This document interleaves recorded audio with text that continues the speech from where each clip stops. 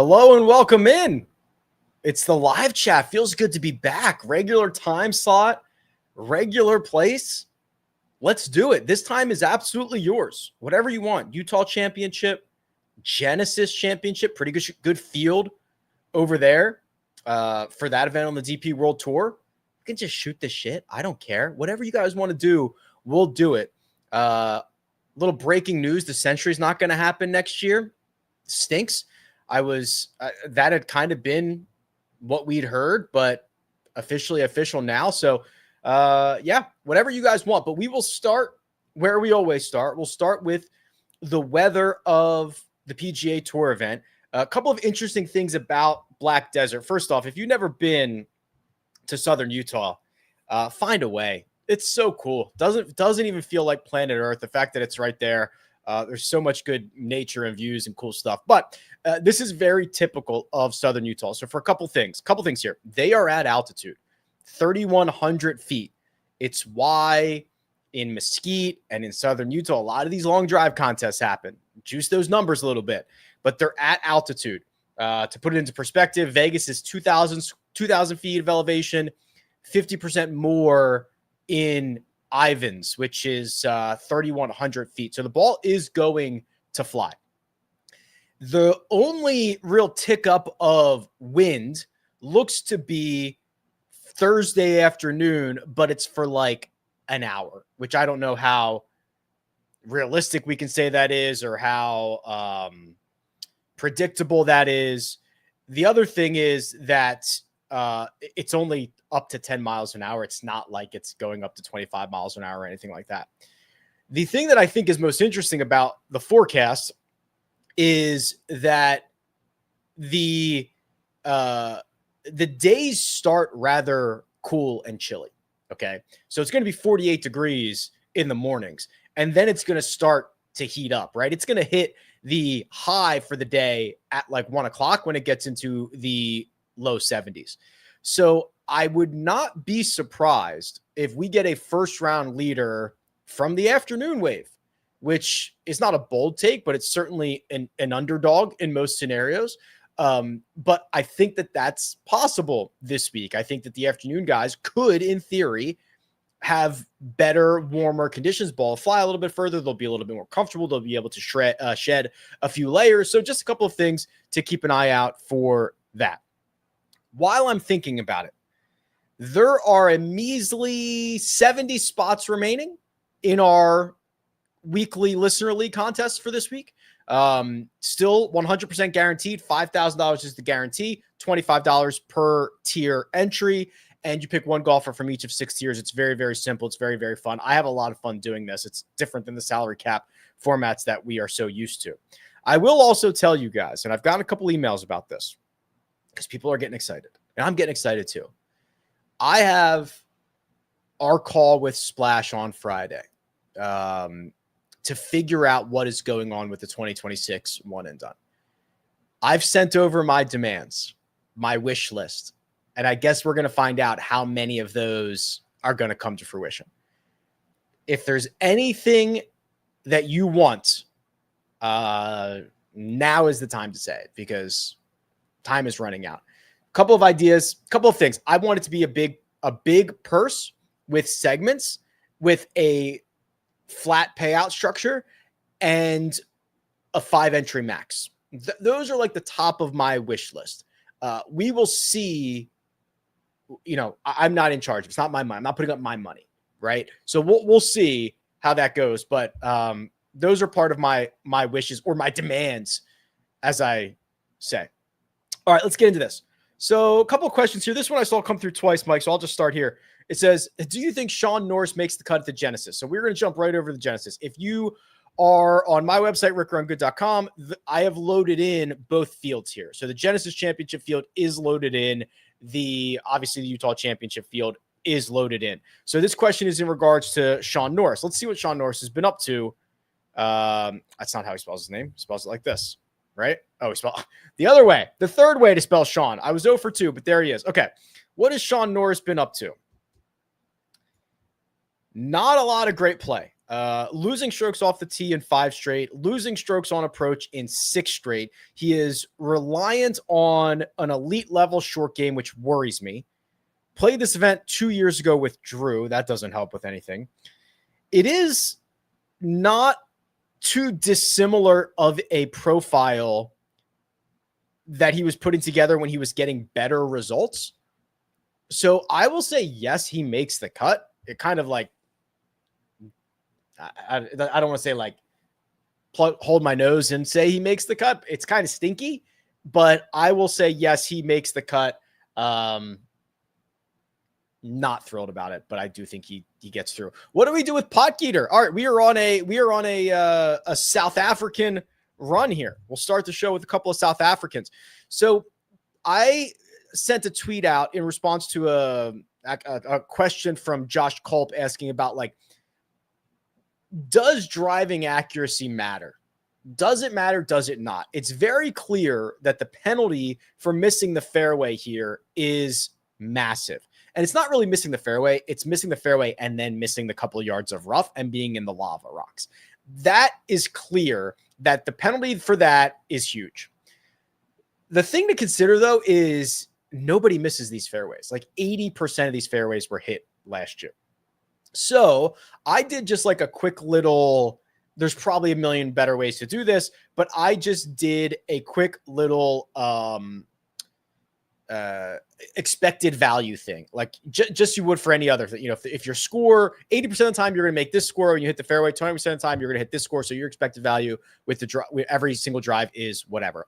And what it ended up being is that this is like one of the easiest driving courses on the PGA Tour, and I interpreted that as accuracy not mattering. Okay, because you're just going to hit so many fairways, it doesn't matter. At altitude, he's going to hit a lot shorter clubs. If you are looking for I mean, he hasn't been playing well, but if you're looking for a spot to get right, this does feel like a chance for him to get right, like a pretty good setup for him. And he played decent at Yokohama Country Club, which is a completely different style of golf. I'm going to fall on the more bullish side of things. Jeff says, when are you going to add more parameters to the custom model? Right now. I've got the list ready to go. It's got all the radar information. It's got a variety. If there's something specific you're looking for, Jeff, email me right now. That goes for anybody else too. But like, this is happening now. I've got new stats coming that I've picked out and loaded in. But if there is something specific you want, do not hold your tongue. Do it right now. Does Matt McCarty make too much sense? Gosh, what a world. How quickly this has changed, right? Matt McCarty won this event last year and then did nothing. And started to play a little bit better recently. The end of last season was pretty good. And then he finishes 14th at the Bay Current and has now gained 18 strokes to the field in his last 12 rounds. It's going back to a place he found victory. If you look at how he did it last year, it was heavy with the putter, but overall it was a complete gain. He played well throughout the bag. Yeah, I mean, I guess he does make too much sense. He's going to be fairly popular. He's $9,000 on DraftKings. You can get a pretty good number on him. I don't think he's going to win again. I don't think he's going to go back to back, but the last 10 starts or so have been a lot better for Matt McCarty than like the 20 prior to that. And we know this is obviously a spot that works out really well for him. There is no ignoring Alex Noren, says Mike Foreman. I agree. Alex Noren might be the hottest player in this field. 2 wins in his last 4. Really good metrics. He's also quite reliant on the putter, but he has been splendid on approach in his last 4 that we have. If you guys missed it on Monday, at the request or at the direction of the PGA Tour, I did wipe the stats from the Bay Current. The shot link stuff was it was way off. I fixed a lot of the errors that I knew were in there, and it was still way off. So at the direction of the PGA Tour, I've wiped that. So just strokes gained total there from the Bay Current. But otherwise, we've got 4 really strong starts in a row from Alex Noren on approach. I mean, multiple strokes on approach in his last 4, each of his last 4. You get the off the tee stuff is really strong. I'm in on Alex Noren. I have not. I'm behind, coming back from vacation, getting caught up on a lot of things. I have not made my bets yet. I'm very far behind, but there will be an Alex Noren outright on that card. 18 or 20. If I can get something in that range, it'll be there. Can you really click on Rasmus Niergaard Peterson, $300 more than Adam Scott and $500 more than Benny On? So let's go back to the cheat sheet here. Flip over to the Genesis. So you're talking about this. Rasmus Niergaard Peterson being 10-2. Adam Scott is 9,900. Benny On is 9,700. So what's Rasmus been up to? A lot of really good play. I mean, he's kind of a crusher on the DP World Tour, right? He's got all these top 20 finishes. It's like 6 in his last 8, coming off the T5 in Spain, where he had a complete gain, something that he's very close to doing all the time. The tee to green numbers are like a stroke and a half per round. Finished 14th here last year, and he lost strokes on approach, and that's not something he does pretty frequently. So long story short, yeah, Colin, Rasmus he's like that dude over there. Not that good, but he's pretty damn good. For Splash, as an alternative to one and done, can we also get a 2 and through? I like the idea of this. So I actually think what I would want to do is, this is not going to happen, but just brainstorming things that are good for the community and things that I would want to do. I would almost just want to do the signature events, the major championships, the playoff events, whatever that ends up being, 18 events, 20 events or whatever, and having to pick 2 golfers or 3 golfers in every one of those and ignoring the regular events. There is just such a discrepancy between the prize pools of the signature events and the regular events that you could pile up wins in the regular events, which are just as hard, if not harder to predict, and you're not being rewarded for it. So that part kind of stinks, and I don't think it's particularly fair. Not that life has to be fair, not that these contests have to be fair, but I don't think that's going to happen because everybody wants to play like the standard one and done. But I think in the future there could be a pathway for something like that, especially if we see like I don't know what the PGA Tour schedule is going to look like in the next couple of years. We'll see. I'm going to follow up with this question here. It says, please have Splash open up entries to the UK. I am sure that Splash would love nothing more than to go global here. I mean, there's no reason they wouldn't. That is strictly regulation. It's the same reason why they're not in every state. They're in like 41 states, but they're not in every state. It's just legalities. I'm sure if they could, they would be in the UK tomorrow. They would want to be. So it's not because they don't desire that. Toffee lover, they desire that. They want to be in 8 billion available places. But I think that's a legislation thing. Thoughts on Olesen for this week? Asks Ken. Let's get into it. Thorbjorn Olesen, $9,100. I've got him checking in at about 10.25% of projected ownership. Played really well in Spain. I mean, this is, you know, Ken, I'm a sucker here for like the team no putt aspect of this. Picked up 10 strokes from tee to green in Spain, lost 1.1 with the putter. Picked up 8.8 in Jackson, lost 3 with the putter. Missed the cut to Pro Core, but again was positive with the tee to green play, was negative with the putter. And it's not like he's a bad putter. He has a lot of weeks where he is a gainer in that category.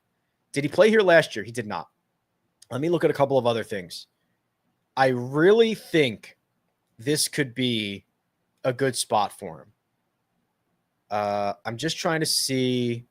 I mean, not that it's a huge thing, but he rarely misses left. If you are going to missing right is better at this golf course. So that's just kind of another little like check, nothing huge, but good to know.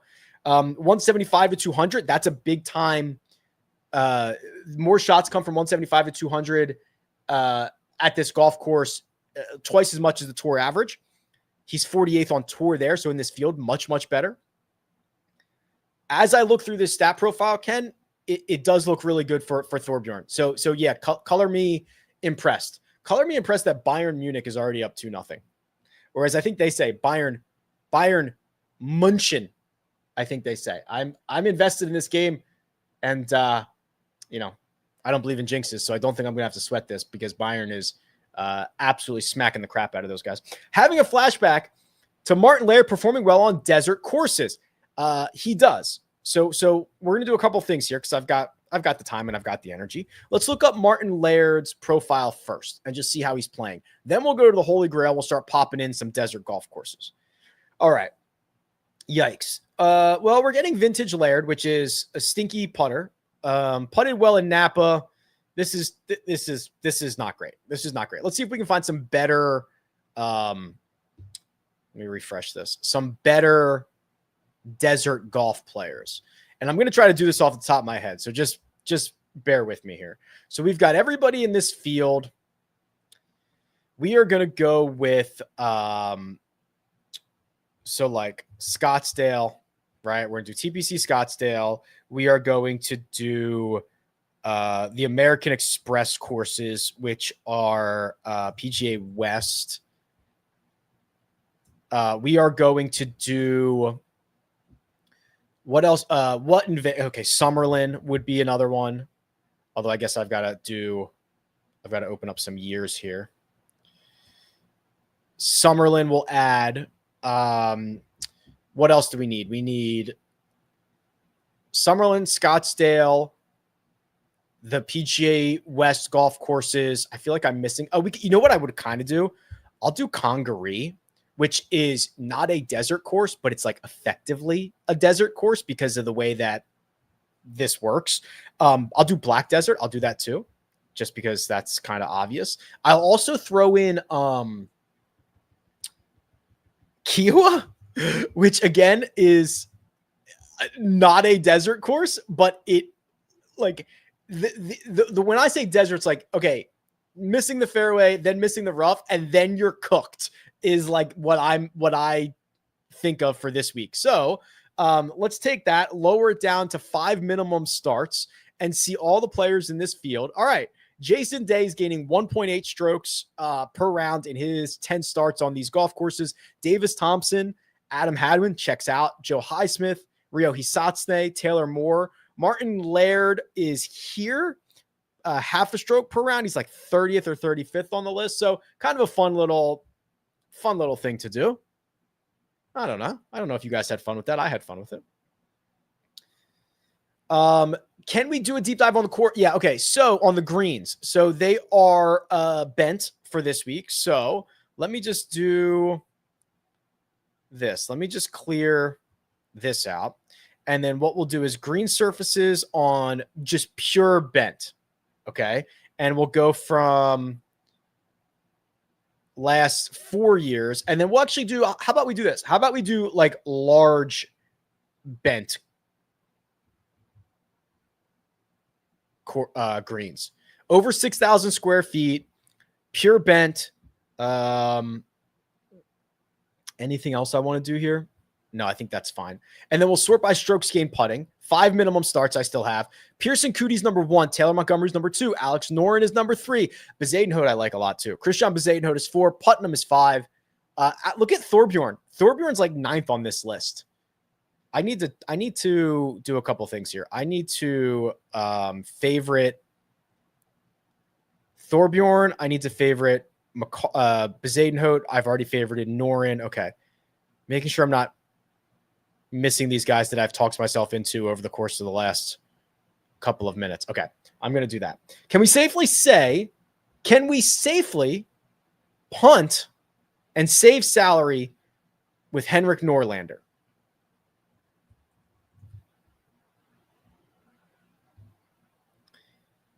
$6,600. He's missed 2 cuts in a row. Hasn't finished inside the top 50 since May, and that was only a T45. How did we get? Oh, we got here because he finished 8th here last year. 5 strokes gained on approach, 4 with the putter. My God, he's probably not going to do that again. I'm not super comfortable with this, but let me see if there's anybody else at $6,600 that would be more appealing, right? Because I can't just say no if he's the best option. I'll pull up Doc Redman's profile for a second. We'll check that out. I'll pull up Frankie Sappin's just to show you it's probably a stay away, and probably pull up Neesmith's. All right. So Redman, I need to see. Okay. He faded, or excuse me, other way around. Started slow at the Sanderson, finished strong, knocked the cover off the ball. That would probably be, I would like that more. Sappin had a good finish at the Sanderson, but it was with one of the best putting weeks in ShotLink history. That's not going to happen again. Be afraid of that. Neesmith is, I might have mentioned this on Monday, historically a very good greens and regulation guy. Short game has been working a lot with Joe Mayo. Did he play here last year? He did. He missed the cut. Probably Redman over Norlander for me. Doug Gim, deep dive. He is modeling well. He always models well. That's kind of the problem with him, though. Says, I don't trust him, says Perry Mack. You don't trust a man who wears that bucket hat? What a joke you are. $7,600, 7.5% projected ownership. Yeah, that putter's gone again. There was a moment last year, a fleeting moment, where he was about 50% of the time gaining with the putter. That is gone again. So it is, it's his upside seems capped to me, because if he goes out and does exactly what he did last year, which was a phenomenal tee to green performance and a losing 3 strokes with the putter performance, he finished T25, which feels like the ceiling. The ceiling feels like T19, T18, and then it just like without him picking up 4 strokes with the putter, which is probably not going to happen. I don't know how he gets higher than that. So probably makes the cut. Probably has one really good round. Probably has one really bad round, and probably misses a lot of putts along the way. Safe picks to make the cut. Really no such thing. But what I will do is this. I'm going to go last 50 rounds for everybody in this field. And then we're going to go strokes gain distribution. I think, did Harry Kane just score again? Did Bayern just score? Is it 3-0? Oh, no, that was their 3-0. No, it's 2-0. They're showing a replay. So strokes gain distribution. And all we're going to do here is go, how often does a golfer gain 1 stroke or more to the field? Okay.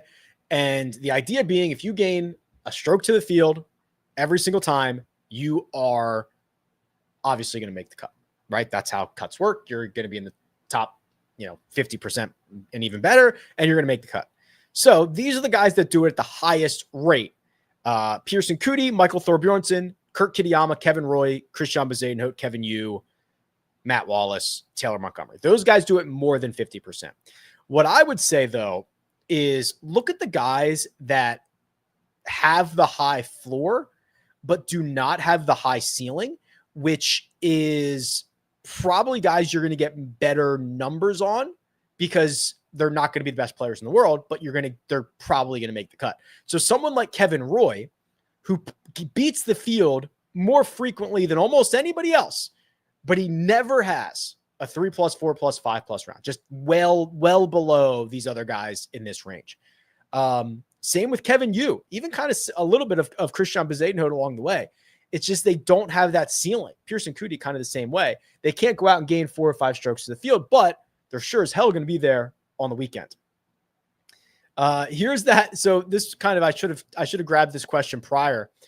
It says, is it wise taking a flyer on the Desert Fox this week? Asked Ken. And that's Adam Hadwin. We looked at the desert stuff, so we know that he pops up there. That's what people are seeing. Unfortunately, the version of Adam Hadwin we're seeing is probably the worst version of Adam Hadwin we've ever seen. Can I safely say that?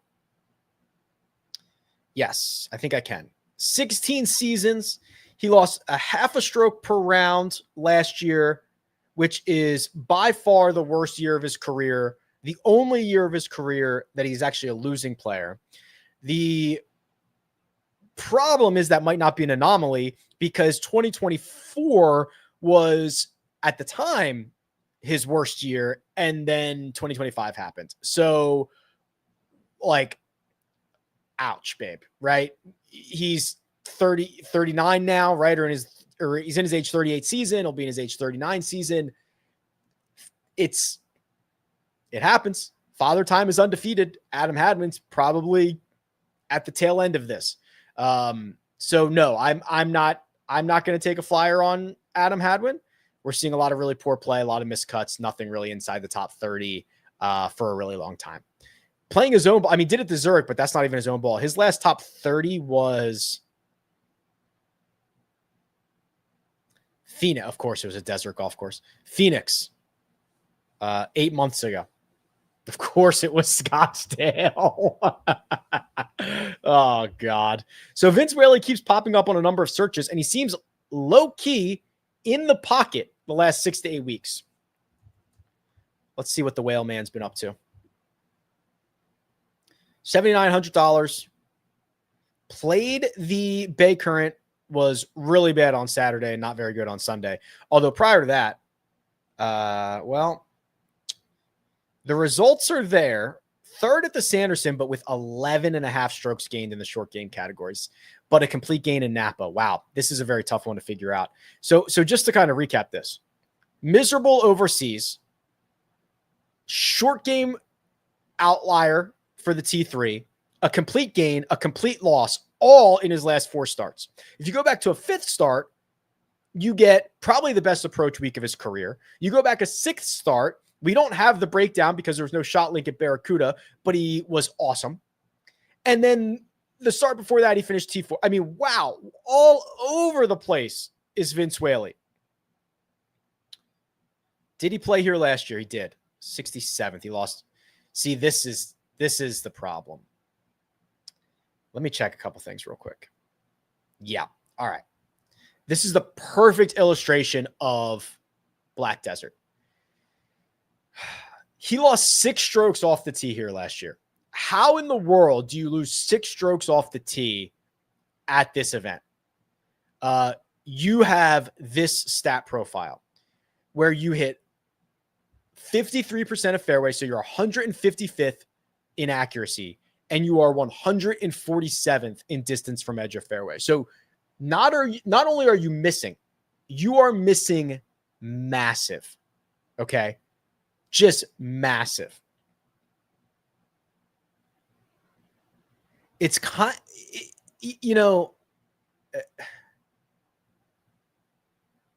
it's kind of appealing. He couldn't possibly do that again, could he? Couldn't possibly lose 6 strokes off the tee again, could he? All he has to do is keep it in play. The bins are good. The short game is good. The upside is great. Call me a bull, a little bull, bullito. Okay. Just a little bull on Vince Whaley. He will live and die by whether or not he plays off of grass or whether he plays out of lava rock. Keep it in the grass. Vince Whaley's going to have a good week. What happened to Luke Clanton? Not much. A lot of the same stuff. I mean, we've talked about this a lot, I'm sure, on the channel. He is very raw and very young. He is going to have a lot of different outcomes. And it was probably a little bit easier to play as an amateur because, you're going back to Florida State and, things are good and you're getting your NIL money and you're not playing golf for a living. Well, he's playing golf for a living now. The T29 to Sanderson, I believe, is his best finish as a professional. Don't quote me on that, but I'm pretty sure about it. He still has really strong, birdie making metrics where he hits a lot of approaches to 15 feet or closer, doesn't make a lot of those putts. Those will start to drop for him. He will stop with the blow up holes. I don't think anything has happened. He's just 21 years old and trying to figure out his life here. Hey, Rick, can we check which players have the biggest miss off the tee? Yeah. So go to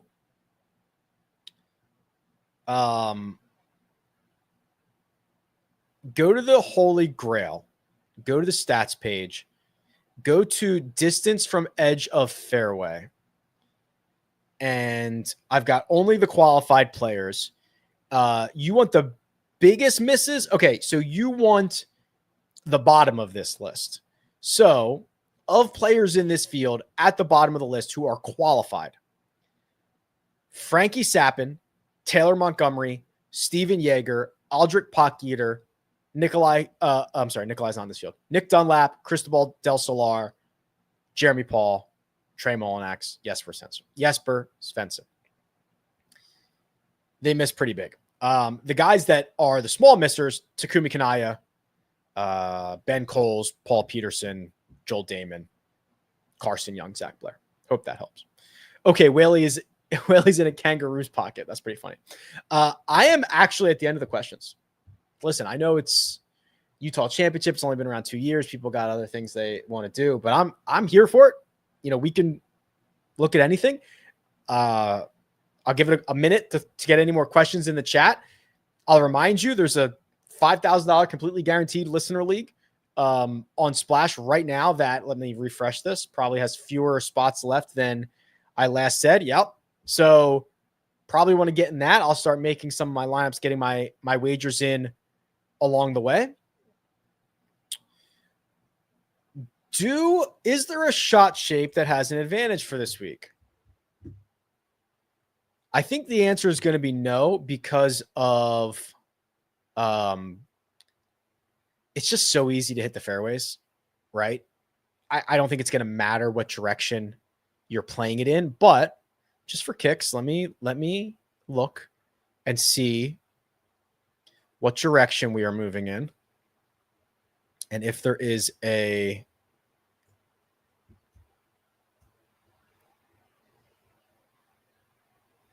1, 2, 3, 4 of the par fours go left. 1, 2, 3, 4, 5, 6 of them go right, but 1, 2, 3 of the fives go left, and only one of them goes right. I'm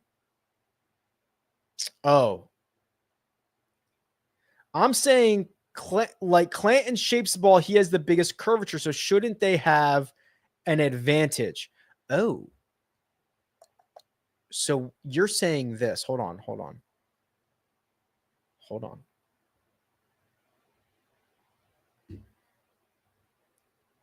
If we look at guys that move the ball the most, yeah, this is what Tyler's referring to, I believe, here.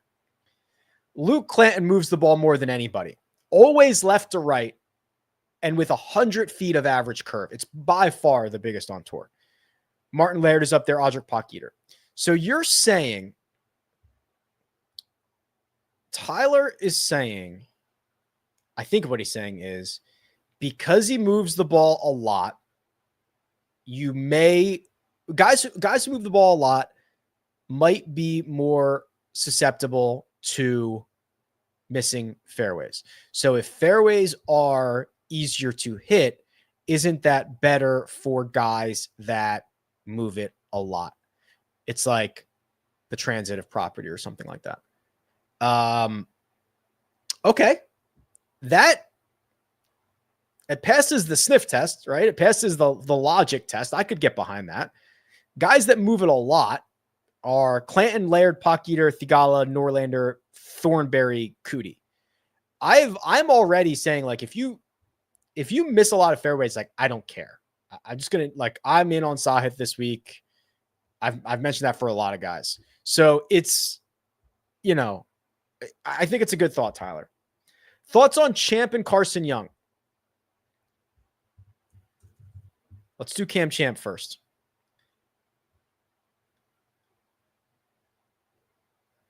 Let me do, I just want to look real quick before I get in on this. Yeah, this is pretty good. So what I think Cam Champ has done underratedly is not just be the one-trick pony of a elite driver anymore. I don't think that's I don't think that's the case, and the metrics don't bear that out. In fact, since the Byron Nelson, he has gained strokes on approach in every event but one. He has gained strokes putting in every event but one, his most recent. He's gained strokes around the green in most since then. So, yeah, I think he's done a very nice job of evolving the game. Hasn't really put it all together yet, but he's got a couple of top 25 finishes as of late. I think that's okay. Let's look at Carson Young.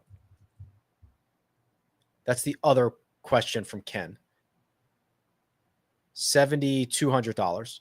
Did he play here last year? Yes, he finished T11, 4.8 strokes putting.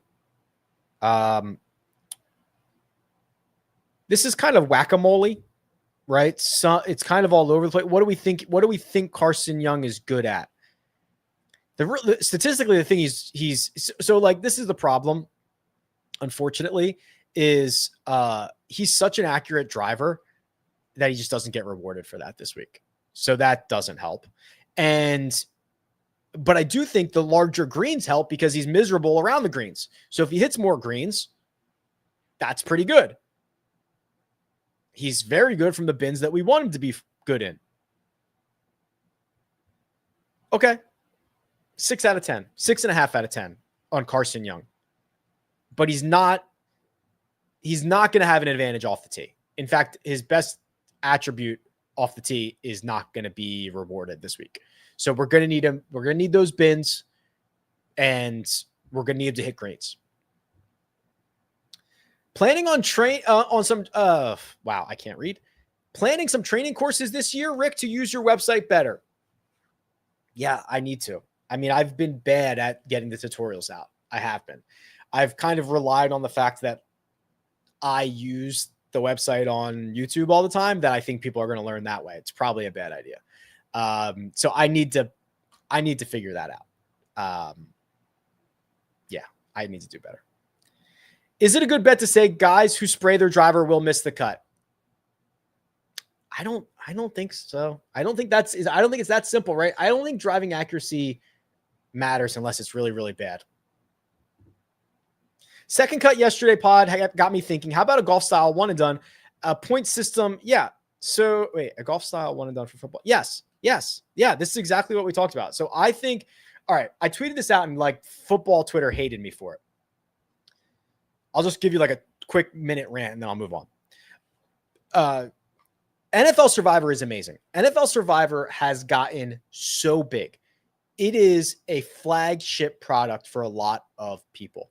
It's awesome. That is true. It can also be true that it is not good for the industry, for the sustainability of the industry. Okay. When one person wins all the money, that money is immediately removed from the ecosystem, never to be seen again. It is the same thing with DFS when they had their early milli makers and the prize pools were like half of it was going to first, and that money was immediately leaving the ecosystem every single week.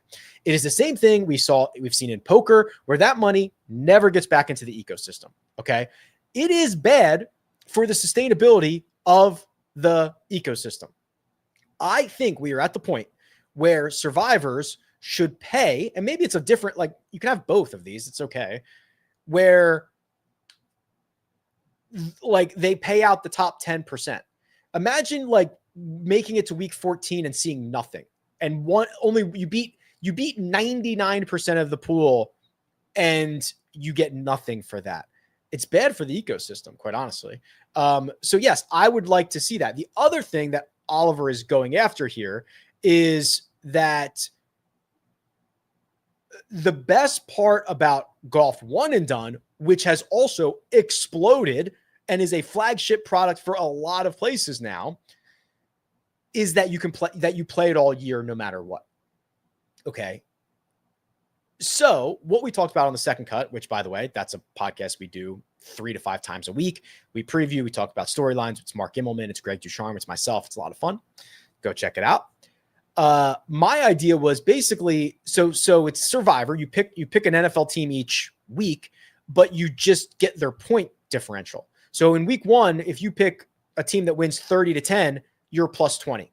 And in week 2, they win by 5, you're plus 25. And the team you pick, it wins by 10, now you're plus 35. Well, then if you pick a team that loses, instead of being knocked out, it just comes off your total. So they lose by a touchdown, you go from 35 to 28. Okay. Like that, it would be so similar to Survivor because losses would be pretty painful. And if you win every single week, you're going to have a really good result, but it allows everyone to play every single week. You'd still pick a lot of the same teams, right? What do you do in Survivor? You pick the teams that are the biggest favorites, right? It's what you do. So you're going to do the same thing anyway. It's just a way to allow people to play all year. Anyway, I will stop there. Go check out the second cut. Can we get you to commit to a Thorbjorn win in the next 12 months?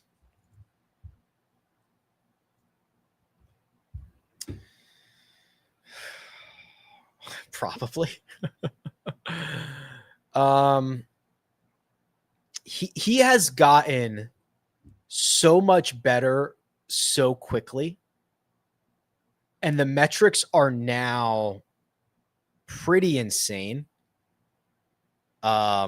Seems to be getting more comfortable. He's going to play a lot of the off events and stuff. So he's already in the top 5, 17% of the time. Yeah. I'm happy with that. Even if he doesn't continue to improve, he's good enough now to win. There's a chance he just continues to improve and gets even better. Victor Perez, I think, came up on Monday's show. Popped up in a lot of models. Stat profile looked pretty good. The T11 at Sanderson was a complete gain, which is really nice to see. The T to green numbers have been fantastic. I'm in on Victor Perez. Just getting into golf betting, do you put more money on multiple top X finishes and try to attempt to guess the outright winner, or try to attempt to guess the outright winner? So I'm always going to have outrights, but that does get dwarfed by top 20s, top 40s, and honestly, matchups. I have more on matchups than anything else. Tournament matchups generally, and usually tournament matchups or 3 balls from guys that are playing in the same groups. Okay. So I'm not getting like a tea time thing that's happening. So that would be the most matchups, 3 balls. Then it would be usually top 20s. And then it would be outrights would be the order of that, just because of, the nature of those wagers. Okay. I think I'm going to put a pin in this here. It was fun to take a little bit more time and talk through some topics. I'm very interested to see how the Utah Championship shakes out. It's a gorgeous golf course. I want to get out there at some point. I've played a lot in Southern Utah, but not at Black Desert. So I'm looking forward to that. Let's go fill up that Splash League, and hopefully I have good news for you in the very short future about our 2026 one and done. If there is anything Rick Run Good related that you have been wanting to request, speak now or hold your thoughts until this time next year. Because things are happening. You're going to see a new key stats model. Maybe not next week. Maybe not next one because it's El Cardinal and they don't have shot links, or maybe RSM, but you'll see it soon. And that's just the first of many things. So my email is rick@rickrungood.com. I'm the only one who reads it. I'm the only one who answers it. I look forward to hearing from you. Armina, shut it down.